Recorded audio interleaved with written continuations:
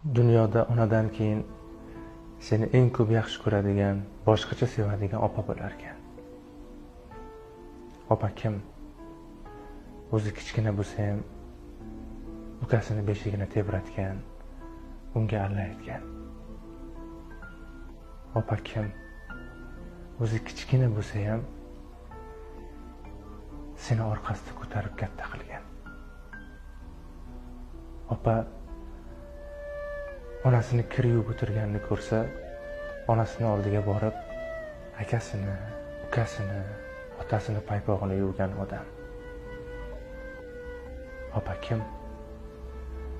O'zi eng yoqtirgan narsasini yeb o'tirganda ham agar ukasi borib meni yeyman desa, hatto og'zidan chiqarib unga bergan odam.